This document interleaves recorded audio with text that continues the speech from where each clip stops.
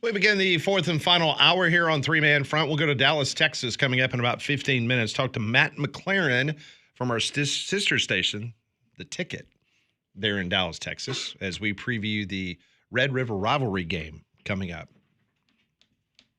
You communicated with Matt. Is he fired up? Does he think Texas is going to win? I don't think that's going to be the answer from him. But you don't think so? No, and look, I get it. We all go to dark places when our teams lose, but over the weekend he seemed to be in a pretty dark place, and I was talking to him. We were talking yesterday, so he's got good things going on in his personal life, so that's good for him. That's good. That's Texas offsetting the football debacle. Well, yeah, because Texas isn't very good. Jerry Jones is flicking off Cowboys fans at the stadium, so yeah, it's been rough. So we'll talk to him coming up in about 15 minutes. We told you yesterday about the new UFL teams that's coming into the league. Obviously, Birmingham. Birmingham will have the second largest venue in the entire UFL, 47,000. 67,000 at the old TWA Dome, which is now the Great American Center Dome, whatever. Protective's a lot prettier. Yes, it is. A lot prettier people, too. So they held a press conference today in Louisville, Kentucky about the Louisville Kings. That's the name of their new UFL team. And Landrum's favorite multi-billionaire, Mike Rapoli, was there. Mike! Yeah, you and Mike go way back. Love you, dude. A couple of things that he said during this press conference that was pretty interesting with the UFL. He says teams will occasionally fly into their home markets 2 or 3 days before kickoff for stronger local marketing. That's hey, applaud that. Yep. That's good. Yeah. Also, the college allocation system could feature a 100-mile radius for right of refusal. Keep them home. That's right. Keep them right here. Try to keep everybody, those that played at Alabama, Auburn, UAB, Jacksonville State, South Alabama, Troy, Samford, keep them all right here if possible. If you're a pro and you're looking to play, first right of refusal for those franchises. So that's huge. So I like what I hear. That's big. Flying them in 2 or 3 days before kickoff so that they can be invested in the community, help with marketing efforts to get out in the public and try to help sell tickets and get momentum for your franchise. And this is Rapoli. This is what he presented. This is what he said at the Louisville presser. I'm sitting here reading quotes. That's great. That's awesome. Mm-hmm. Yep. Well, the guy's a billionaire for a reason. There's got to be a little bit of luck in there, but he's obviously a smart businessman, and yeah, that's kind of business 101. You try the dragon fruit vitamin water and tell me that's not worth a couple $1 billion, Landrum. Oh, yeah. So I feel faster. Was it smart water or vitamin water? What did he own? Oh, I thought it was vitamin water. It was vitamin water. Yeah, I think that was. It was vitamin water. Yeah. Okay. Well, speaking about being smart, Hugh Freeze was on the SEC teleconference this morning, and he was asked about the conversation around him coaching for his job against Georgia. Here's the exact quote. "I don't pay attention to any of that. I'm a person of faith, and I know that my story is being written way above my pay grade. I know that we're doing things the right way here, and we're getting closer each game. You're playing 3 top 10 teams in a row, and we've got an opportunity to knock them off, and that's our sole focus. This is not about me. It's about our kids and getting them ready to play in a great rivalry like Georgia," end of quote. I subscribe to that 100%. He's absolutely right. Do what you can do, and good Lord will continue to write your plan. He's got big things in store, bigger than you could ever imagine. According to Kelly Ford, Auburn has a 36% chance of winning the game against Georgia. Okay. But the good news is that after that, well, let's see here. They only have a 45% chance of beating Vanderbilt in Nashville. Oh, that's so down the road. It's a 1 week mentality, Pat. And a 26% chance of winning the Iron Bowl. What is the percentage on beating Kentucky? 79%. Not even in the 80 percentile there. No. You can change that this week. But they have a 97% chance of beating Mercer. That'll do. They'll play. Does Mercer still run that tricky little offensive attack that they ran when Drew Cronick was there? Now he's at Navy. Okay. So right now, Kelly Ford, you can go to K Ford ratings. He's got all the analytics. He's got Auburn going 7-5 on the season. So if he goes 7-5, does he save his job? That means he loses, according to this, he would lose to Oklahoma, Texas A&M, Georgia, Vanderbilt, and Alabama. Does he keep his job? No. You don't think so? It's just my guess. Because you don't beat Georgia or Alabama at home. And you lose to Vandy in Nashville. So who would you have wins over besides Baylor? Arkansas? Kentucky? Missouri. Okay, Missouri. Mm-hmm. He's got a 52% chance of winning there, 68% against Arkansas, I just 79 against Kentucky, 97 against Mercer. I give credit to Eli Drinkowitz, what he's done with that program, but you're not going to get a whole lot of extra love from the Auburn faithful for beating Missouri. You're not. I would argue right now Auburn's got as talented or more talented of a roster than Missouri, and you're playing them at home. I agree with that. That's a game they should have won last year. I know Missouri had a banged-up quarterback, but Auburn had their chances. Well, I think you said it. I mean, the roster. Yeah. So you're never going to be able to convince the people who do matter down there that stroke big checks, influential folks. You're never going to convince them, well, golly, we keep them around. We did beat Missouri at home. Who?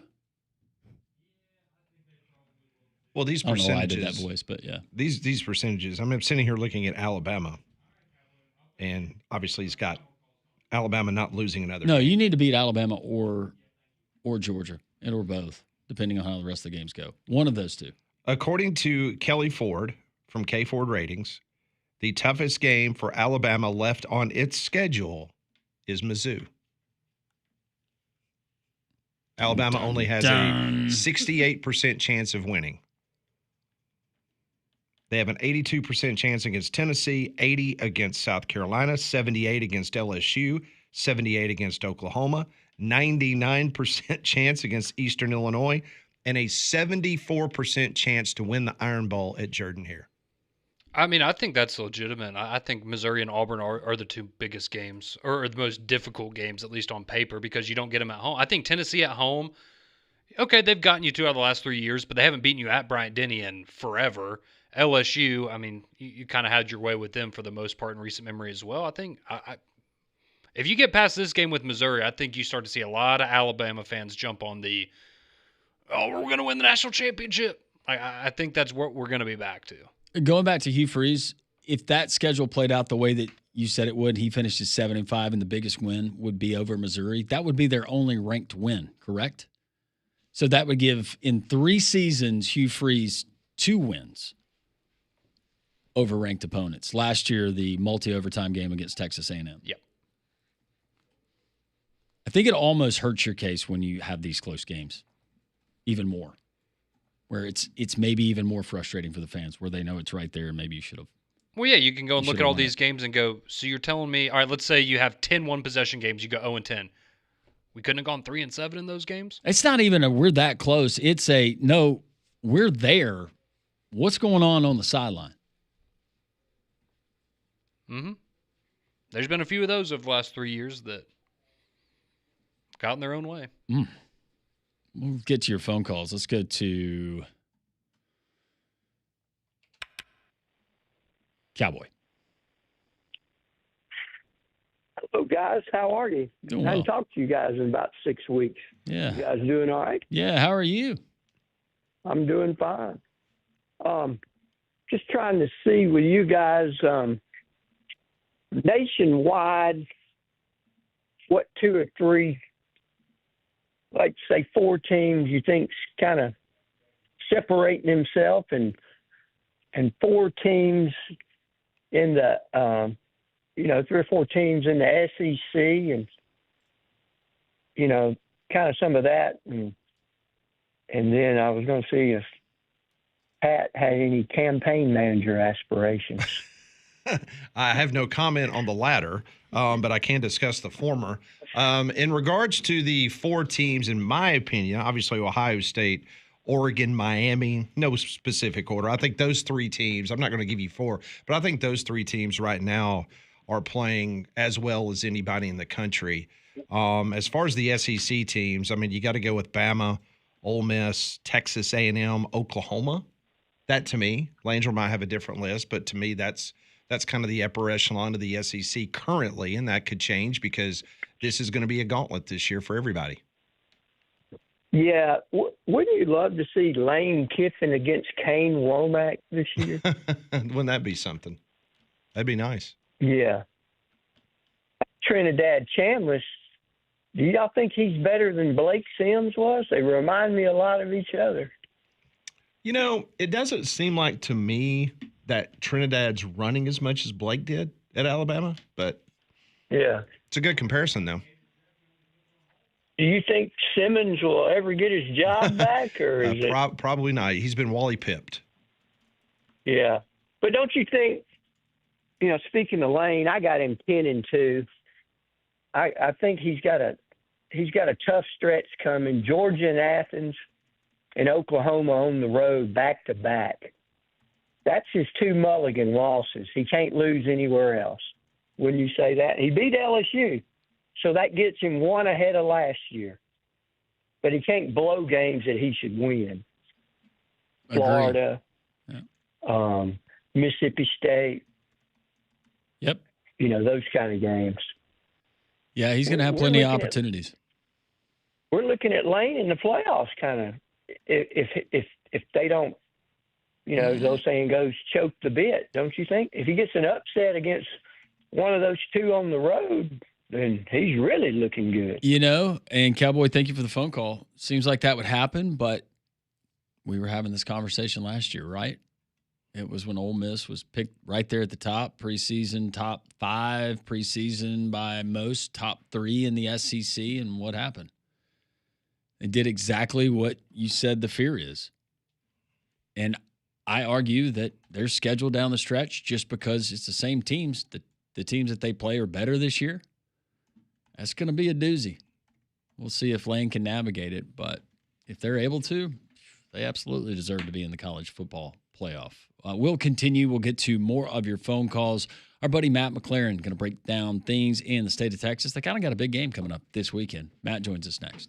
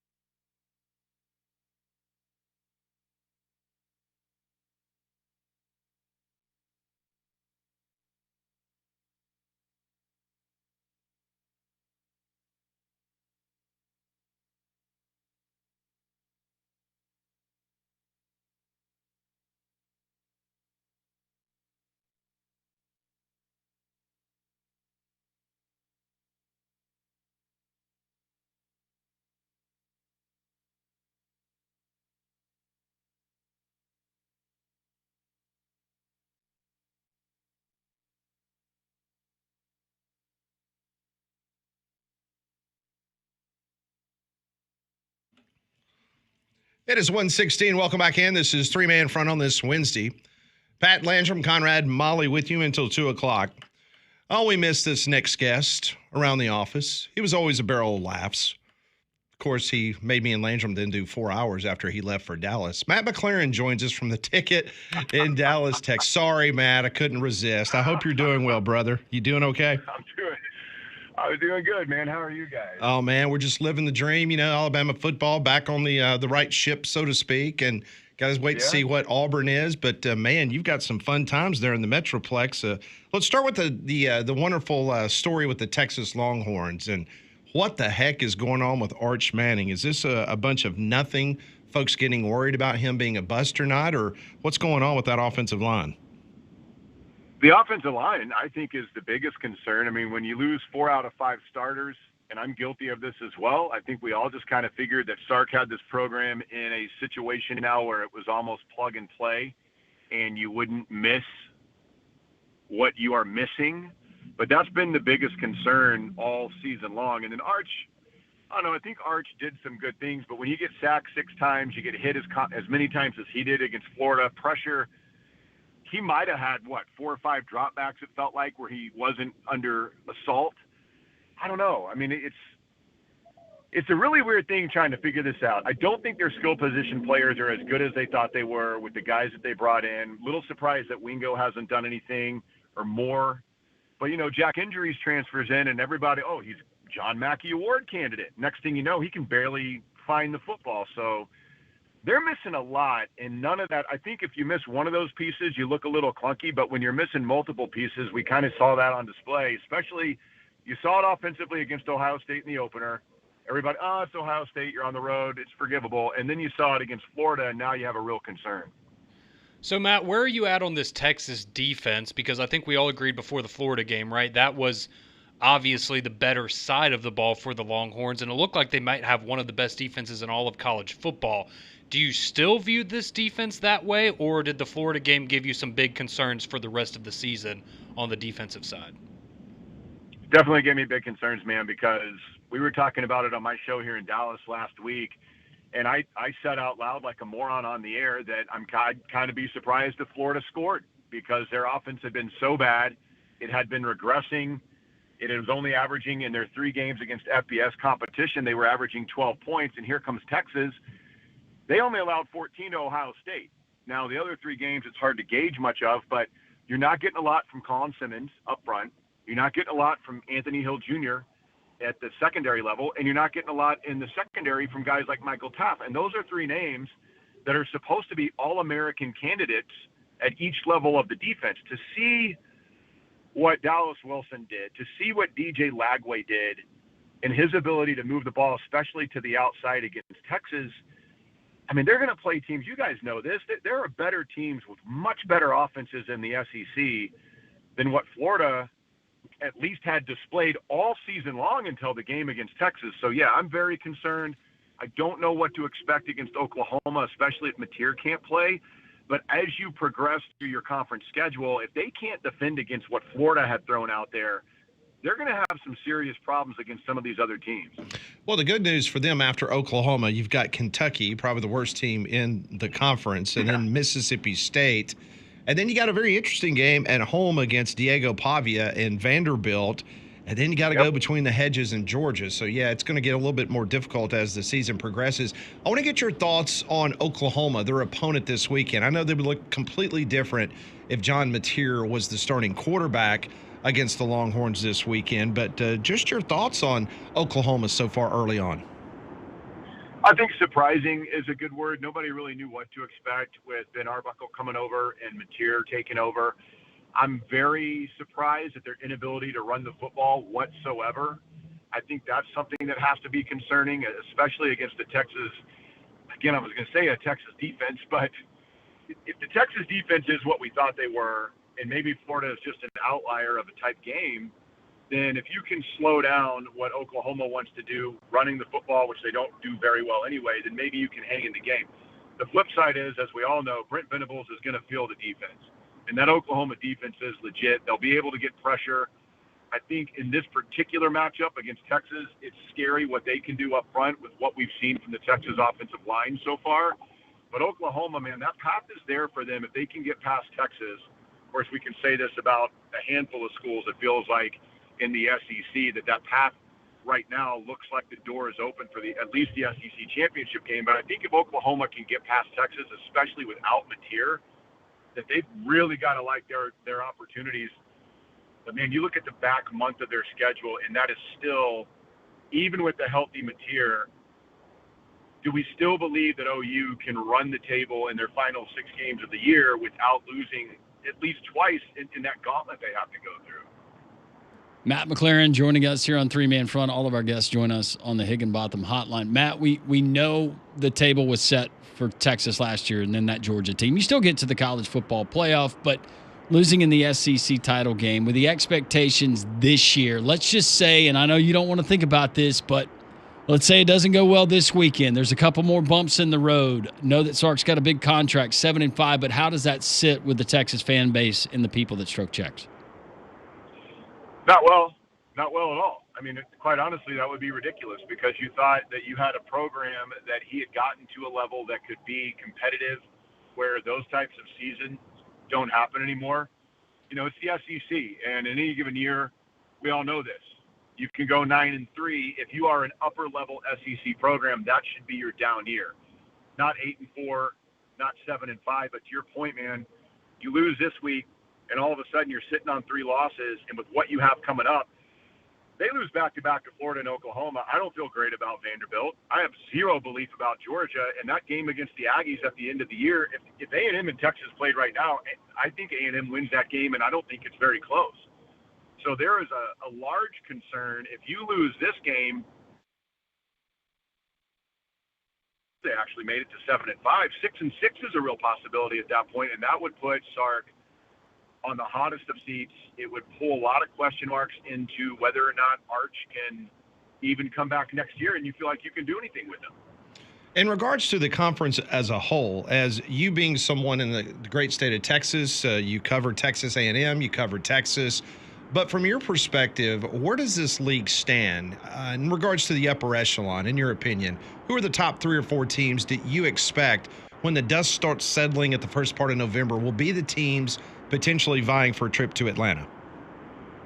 Well, I hate to say this out loud, especially in Birmingham, but I like Texas A&M a lot. I think that they're really fun to watch. I think that they have demonstrated that they can win sloppy games like they did against Auburn, and they can win like they did going against Notre Dame when their offense has to show up and do some things. They can run the football with absolute studs. They have speed on the outside, and Mike Elko has a Mike Elko defense. I mean, I like A&M a lot. Still hard to rule out Georgia, but I don't know that they're what we have come to expect from Georgia. I think Alabama is starting to grow, and Ty Simpson probably playing better than anybody in the country at the quarterback position right now. So, and then Ole Miss, you can't, man, Ole Miss and the schedule that they have, it just feels like it's tailor-made for this to be a really weird year where we might wind up with an Ole Miss Texas A&M SEC championship game. But I would say right now, just because of what they have coming up, Ole Miss and their path to get to Atlanta is really clear, and I like A&M a lot. And then Alabama's got to be right behind those two, I think, from what we've seen so far. And I don't know, is LSU going to wake up? Is Georgia going to figure out some of the problems that they've had with their defense? So it's a deep league. We all know that. I think there's still multiple teams that are in contention, and I don't know, maybe Arch Manning flips a switch and becomes the guy that they thought he was supposed to be, and Texas wins out, which seems like high comedy, and I truly don't believe that. But I'd like to say you never know. No, listen, I agree with you 100%. I mean, I think this thing is as wide open. You know, I know we're still early in the SEC schedule, but to me, it just seems like it could go a million different ways, and that includes Texas and Arch Manning, you know, finding his way and getting it righted. All right, I wanted to ask you before we let you go, because you know we joked around with you when you worked with us, and then when you went back to Dallas, just the amount of content that you have in the Metroplex. So I have to ask you, how much of Jerry Jones flipping off the New York Jets fans, was that even a blip on your radar screen in regards to the way Jerry Jones has acted over the course of time? Yeah, we talked about it today just briefly, but we mentioned it because he said it was an accident. And so if he hadn't have said that, I don't know that we would have brought it up when there's so many other things going on. But you're right, man, especially right now because you got Cooper Flagg, who just made his preseason debut for the Mavs. You got the Dallas Stars hockey, which starts tomorrow night, so that's a big deal here, at least early on in the season. The Cowboys are always huge. You got college football, the Rangers, who just had a new manager and had arguably the most disappointing season in their franchise's history. So, yeah, it's a fun time to be a Dallas sports fan, but it's also a very maddening time, a very frustrating time as well. So what do you think when it's all said and done? What do the Cowboys end up this year? They make the playoffs, they miss it. I'm going to say no. I originally picked them to win 7 or 8 games, and I still think from everything we've seen, that's kind of where I'm at. It's mine right now. And quite honestly, if Dak Prescott's not their quarterback, maybe they beat the Jets because they beat them so handedly, but that'd be their first win of the year, and they'd be 1-4. He's masked a lot of problems that they've had, especially with their defense. So again, let's see what happens against Carolina, but then you got Washington and Denver, and I think that'll give you a little bit better idea of what to expect from the Cowboys, but they seem like a mediocre team that'll finish around 500, and I still believe that. What's the go-to at the Texas State Fair? Food? Anything fried, of course, yes. Like, honestly, anything fried. You got to get a corny dog when you're out here, but, man, that's a very good question. I always liked fried Thanksgiving dinner and fried jambalaya are really, really good. Big fans of that. What about chicken fried bacon with sawmill gravy? I was not a fan of the fried bacon. I wasn't a fan of fried beer. Fried butter was horrible. Fried Jell-O was horrible. There's a lot. I mean, I get it with the fried beer and the fried Jell-O and the fried butter, but come on now, chicken fried bacon? I don't know. It wasn't my thing. I thought it would be better than it was originally, but the fried jambalaya has been a staple for me that I think is one. That and fried Thanksgiving dinner are probably two of the better ones because a lot of them are just real gimmicky and weird. But every so often, you like fried chocolate chip cookie dough is fantastic. Are the rides pretty safe out there? Or? Oh yeah, anytime you can pack them up in the back of an 18-wheeler, you know they're all right. There's no doubt about that. That is Matt McClearin. We miss you, Matt. Hope to see you soon. Miss you guys. And continued success out there in the Metroplex. That's Matt McClearin from The Ticket in Dallas. We'll talk to you soon, my friend. You're our star. All right. Appreciate you guys. We'll talk soon. All right. See you. Thanks. Wow. Matt McClearin. Higginbotham Hotline. You deserve solutions that are built for you, Pat. Higginbotham is your one-source solution for insurance, financial, and HR services. Well, thank you, Langell. Yeah. Thank you very much. Hey. Thank you and Higginbotham. Hey, you're my guy. Yeah. Thank you so much. Let's do some Pat Ponders coming up on the backside of this break.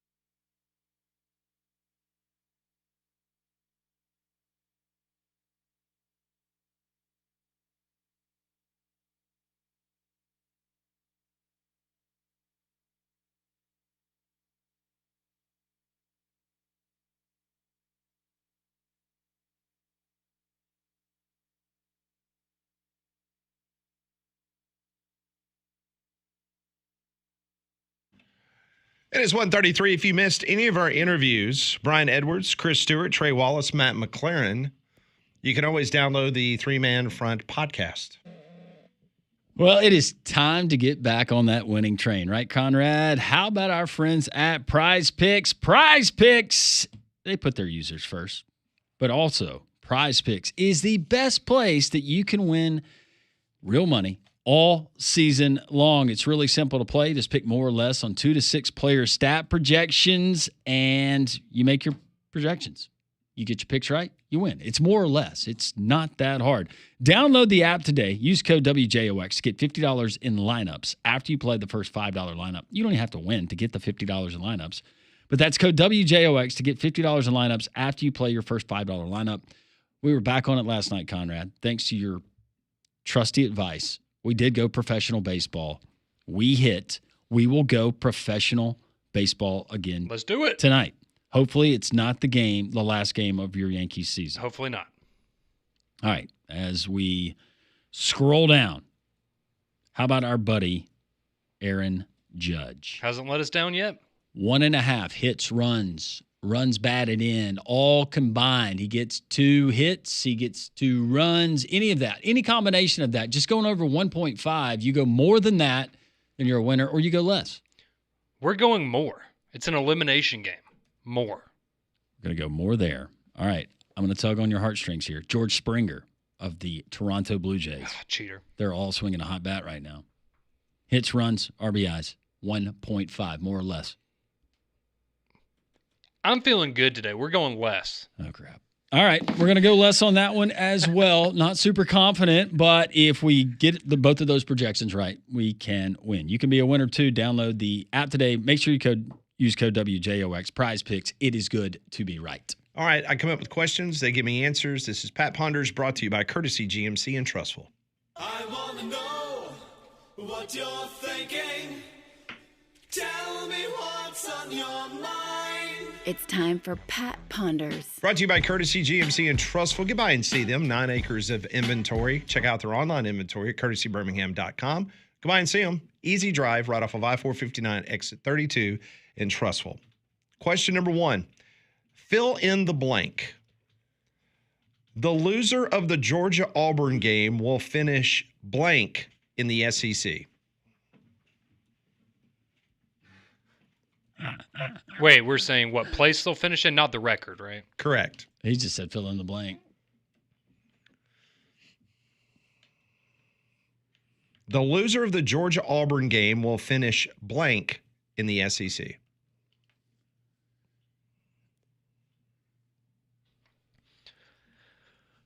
I mean, I'll be the bad guy. I think Georgia's going to win the game. So if I think Auburn's going to lose. Well, that's a hot take. I know, hot take, right? No one would have ever guessed that.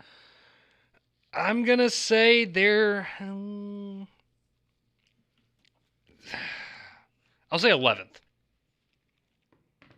In the SEC? In the SEC.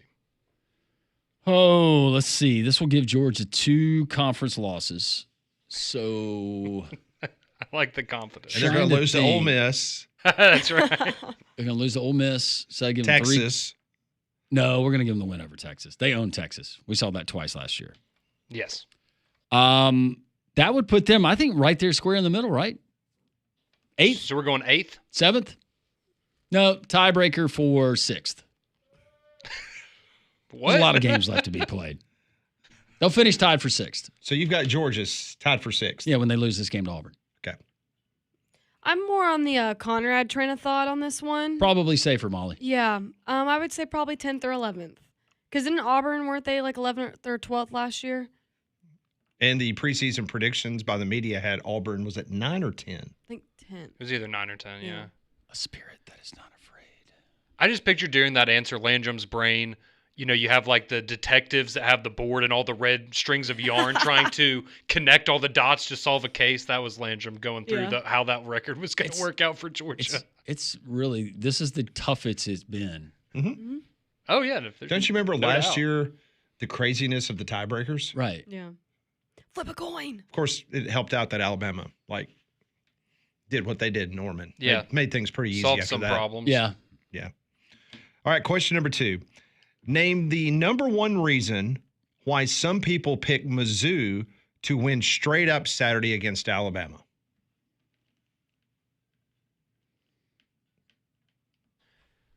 Honestly, but I do think you also have the crowd, and some of these people would even be Alabama fans, of people that are, it feels like people are just waiting for that next letdown, right? Because it's, okay, well, they've avoided the letdown after Georgia. All right, now they beat Vanderbilt. But I think there's a lot of people out there that are saying to themselves, at some point, Alabama's going to lose a game that maybe they shouldn't lose.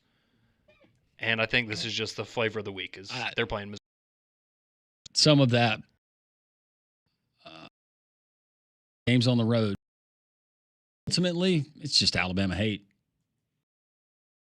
I have a reason, an educated reason to pick against Alabama. It's a real thing. I would say because Mizzou's really good at home. And aren't they really good against the spread? At least I know a couple of years ago, they were always my betting team, and I always picked them to cover, and they usually did. Oh, yeah, they were good for you. Yeah. And I think the other reason is just the fact that Ahmad Hardy is really, really good, and that is the one area that Alabama has struggled at times against the run. Leonard Fournette. Lucky he didn't want to go all the way to Eugene, Oregon, because that's where he was going. They offered him top dollar. Got to go and transfer to Oregon, but didn't want to be that far away from mama, which I don't blame him. Well, we've now seen what happened to the Tulane running back that transferred to Oregon. Yeah. Yeah. It seems like almost everyone who comes from this part of the country that goes out there to play actually has a lot of success. It's worked out for him. Next question from Dallas. One of the questions today. Yesterday, 250 after he apparently gave the Jets fans the middle finger from a suite at MetLife Stadium on Sunday. Jones will appeal the fine and insists he meant to flash a thumbs up. Do you believe it was a simple slip of the wrong digit or an intended one? The one finger salute. Well, I don't get how you could get those confused.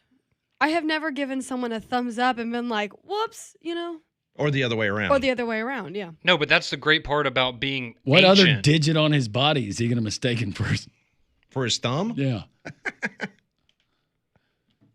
Jerry Jones arrested today. I thought I was shooting a bird. That's a silly excuse. Yeah, no, it's a silly excuse, but that's the benefit of being elderly, right? Is you can do whatever you want or say whatever you want. Just, I'm old. Okay. At least that's how I've looked at it. I saw him in that documentary. I saw him in that documentary. He can go and try to sell that to somebody else. I got sharp as a tack still. Mm-hmm. Oh, yeah, big time. No way. No way he mistaken that. He knew what he was he doing. knew. Sure he did. Something tells me Jerry Jones done that a few times in his life. Yeah. If I hadn't had a cocktail in my hand, I'd have given you two. See, that would have been the best response. That's the response yeah, I would expect I from wish Jerry I could have Jones. given two. Yeah. Listen to old Johnny Manziel. Worked for him on Saturday. Double birds. All right, next question. Vegas last night posted odds for the next head coach at Penn State. Which of the following favorites for the job, according to Las Vegas, would you place your money on to replace James Franklin? Coming in with the best odds to replace James Franklin at plus 200 is Nebraska's Matt Rule.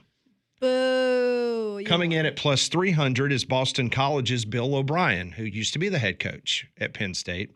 And coming in with the third best odds, plus 600, is Indiana's Kirk Cignetti.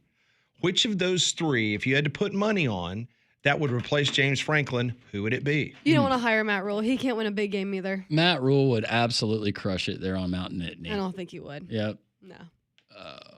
He likes the Who are land you of putting money Lincoln. on? Of those three. Of those three, Matt Rule. Okay.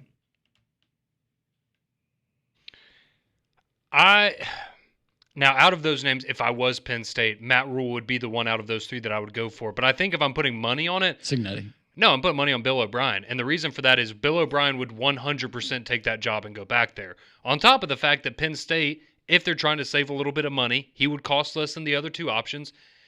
And as horrible as that situation was after Joe Paterno, he actually did a pretty commendable job getting them back No, he on did. track Yeah. after that whole controversy and that whole scandal. So I would put my money on Bill O'Brien because he's the one that I think 100% would take the job. Right now, I was looking at Signetti's $8 million a year. He's got an 8-year, $64 million. $72 million guaranteed over the $8 million annually plus $1 million retention bonus.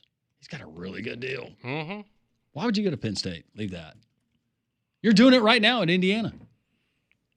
Yeah, and you don't have the pressure. You know, you can have an off year at Indiana. Oh, that's Yeah. fine.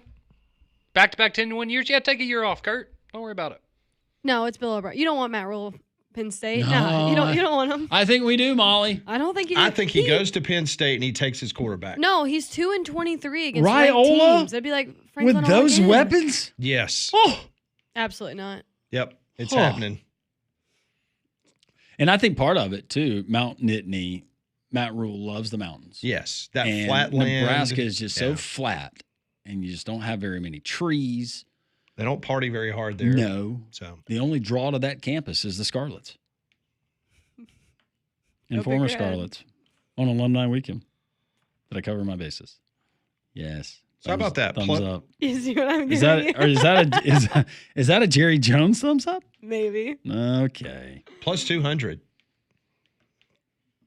for Matt Rule, next head coach at Penn State. Before I even saw this Despicable. list or you even said it, I was like, is Bill O'Brien on this list? But yeah, I guess he is.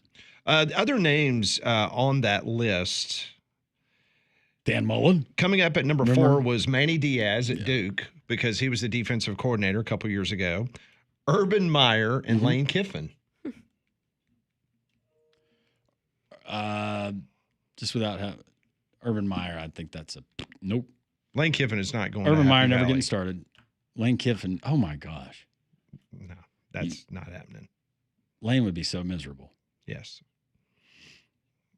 Now, Matt Rule, on the other hand. Hours from a decent beach, whereas now he can get to Right? the Gulf of America pretty quick. I don't see the. He's not going to leave the talent from the SEC campuses. He's not going to do that. What would be the closest beach? Jones Beach, New Jersey. Would it be I don't know. P-Town?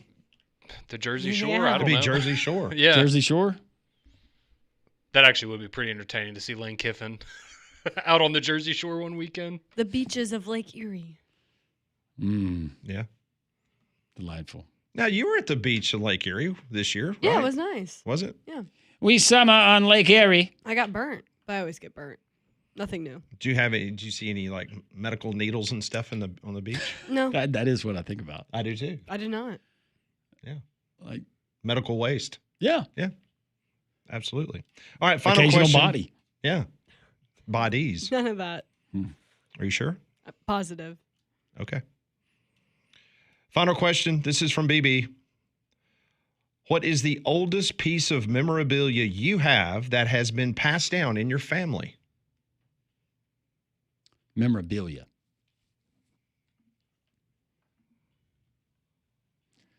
It's a pocket watch that my dad, when he was a kid, was given to him by their neighbor who was a physician. And before my dad passed away, he gave it to me.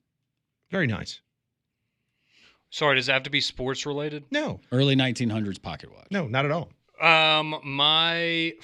So my grandfather on my dad's side, he passed down a lot of things. He was a World War II veteran, and he survived the war, fortunately. And so he has passed down, knives, different things like that from World War II area equipment that he had there, things that he, took off of the enemy, things like that have been passed down throughout the family. On top of, he has all of the letters that he wrote to my family That's members awesome. while he was overseas, and I've gotten to read a lot of those, and yeah, that's very, very cool stuff. Those old letters are cool to go back through and they're- read. Something like that would be cool, but similar, my great-grandfather, who was a judge here in the state, we found some of the letters that he had written during his time of working because we got a piece of furniture that was in his office. Wow. I have no idea. Like, truly. Maybe a watch? You don't have the OG Herbie Husker No, I do mascot not. costume?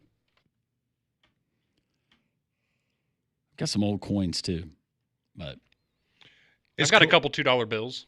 I got yep. Yeah, I have a $2 bill that my grandpa gave me. That would count. Okay. What about you, Pat? One of my relatives that fought in the Civil War was in the Navy. Pat wins. Yeah, and that's pretty cool. It is an officer's sword that has been handed Oh yeah, down. that's the best. Yeah, That's cool. That's awesome. Yep. Very cool. Really heartbroken and disappointed you did not say the hedge that I brought you back from Athens, It's Georgia. not the oldest.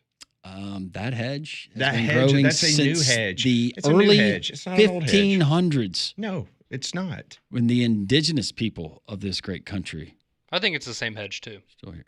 Yeah. Thank you. You can tell. The sun was brighter back then. You can see the lines where the photosynthesis really. Doesn't know anything about hedges. Apparently not. That's pretty cool. That sword. Yeah, very cool. That is today's Pat Ponders, brought to you by Courtesy GMC and Trussville. Get by and see them off of I-459 exit 32. You looking to trade it or something? No, I'm not. Huh? No. For a pocket watch? Straight up trade. We continue 3-man front on Jocks.